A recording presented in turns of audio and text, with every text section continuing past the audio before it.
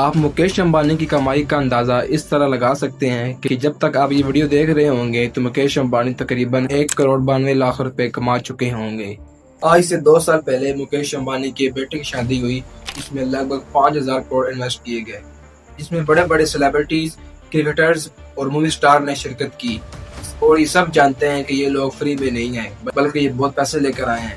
صرف Justin Bieber کی بات کریں تو انہوں نے ایک پرفارمنس کے لیے 80 کروڑ انڈین روپیز لیے، یعنی کہ 280 کروڑ پاکستانی روپیز۔ اب ہر کسی کے ذہن میں یہ سوال لازمی ہوگا کہ مکیش امبانی ایشیا کے سب سے امیر ترین شخص ہیں، لیکن ان کی کمائی کا اصل ذریعہ کیا ہے جس نے انہیں اتنا امیر بنا دیا؟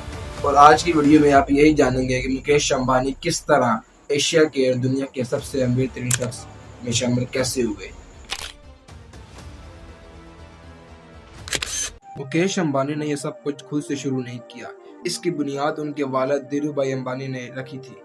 1950 میں دھیرو بھائی امبانی گجرات سے یمن گئے، جہاں انہوں نے امپورٹ ایکسپورٹ کے بزنس میں کلرک کی نوکری کی۔ 8 سال تک کام کرنے کے بعد انہوں نے اس بزنس کو گہرائی سے سمجھا اور 1958 میں وہ انڈیا واپس چلے گئے اور ریلائنس کمرشل کارپوریشن کے نام سے اپنا بزنس شروع کیا۔ شروع میں یہ کمپنی مسالوں کی ٹریڈنگ کرتی تھی۔ دھیرو بھائی انڈیا سے مسالے خرید کر مڈل ایسٹ اور افریقہ میں بیچتے تھے، اور پھر پورے 8 سال کے بعد انہوں نے ٹیکسٹائل انڈسٹری میں قدم رکھا اور ریلائنس ٹیکسٹائل کی بنیاد رکھی۔ اس وقت انڈیا میں کاٹن پر سخت پالیسیز تھی، اس لیے انہوں نے سنتھیٹک ٹیکسٹائل کا استعمال شروع کیا۔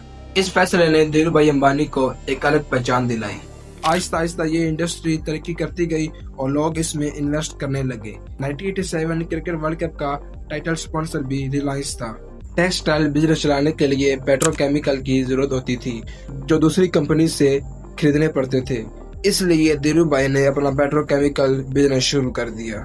1986 میں جب دھیرو بھائی امبانی کی طبیعت خراب ہونے لگی تو ان کے دونوں بیٹے مکیش امبانی اور انل امبانی ان کے ساتھ بزنس میں ہیلپ کرنے لگے۔ 2002 میں دھیرو بھائی امبانی کے انتقال کے بعد ان کی جائیداد کی تقسیم کا کوئی واضح پلان موجود نہیں تھا، اسی وجہ سے دونوں بھائیوں کے درمیان اختلاف پیدا ہو گئے۔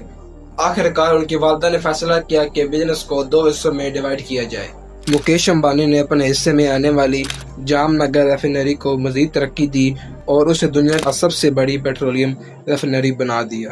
اس کے بعد انہوں نے ریٹیل سیکٹر میں قدم رکھا اور سمارٹ بازار جیسے اسٹور کے ذریعے ڈسکاؤنٹ شاپنگ کا کانسیپٹ عام کر دیا۔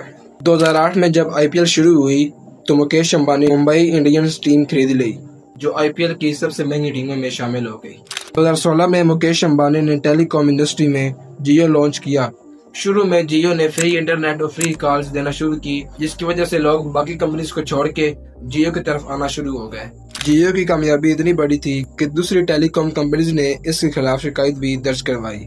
بعد میں جیو نے اپنی فری سروس بند کر کے کم قیمت پر سروس دینا شروع کی، جس کی وجہ سے انڈیا میں انٹرنیٹ ریٹس دنیا کی سب سے کم ریٹس میں شامل ہو گئے۔